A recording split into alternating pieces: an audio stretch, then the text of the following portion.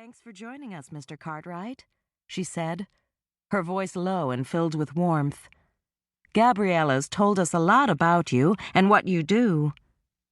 Now it was he who fidgeted, not because of the woman crossing the room toward him, but because it went against all his instincts to talk about his work. He tried to settle his rapidly racing heartbeat. Gabby was only 6. How much could she even know about what he'd done? "You must be Gabby's teacher," Tom asked, even though the answer was obvious, needing to say something before she thought he was mute. There went the megawatt smile again.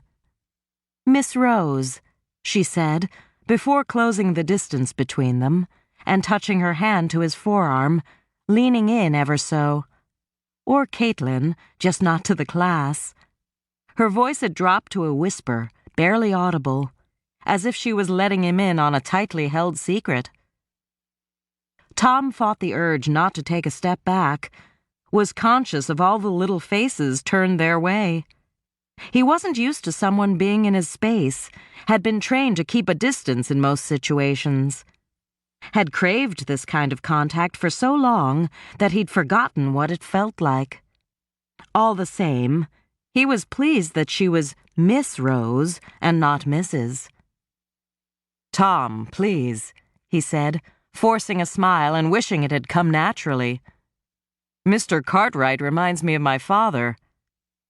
And that was not something he liked to be reminded of. "Well, Gabriella, I think it's time you introduced your uncle to the class." Gabby beamed up at Tom as he touched his open palm to her hair, before scurrying off and standing tall and proud before her classmates. "I did my project about my Uncle Tom because he's so interesting," she began. Tom nodded when she looked at him as if needing his support. "He works for the United States Navy, but he doesn't go away anymore because now he teaches new—" Gabby's face flushed. She paused, clearly stuck. A warm, soft breath touched close to Tom's cheek. He jumped as it was followed by a gentle squeeze of his arm. Words whispered near his ear. "I think she needs some help up there."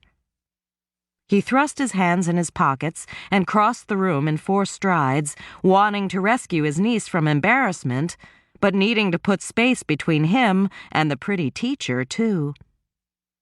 He'd spent too many years almost exclusively in the company of men to deal with that kind of sensory overload. She looked too good, smelled too good. Hell, she even sounded too good for his liking. "Recruits," he said, smiling at the children, pushing any thoughts of women aside. "I teach new recruits." Gabby leaned into him, and he let his arm fall around her. It didn't matter what happened, what had happened. She grounded him, made everything right, showed him what was important, made him realize that he had to suck up his pain and push past what was holding him back, what had stolen his career from him, made him want to stay strong. "So," said Gabby, confidence returned, "Uncle Tom was a Navy SEAL, like as in a seal in the ocean." She giggled, and the other little people did the same. "But really it means—" Tom took over again when she floundered, wanting her to enjoy her school project rather than be nervous. "A SEAL is someone in the Navy's sea, air, and land team for special operations." The room went silent. Gabby plopped down to listen, and suddenly Tom felt like a fraud standing there, not knowing what to say or do.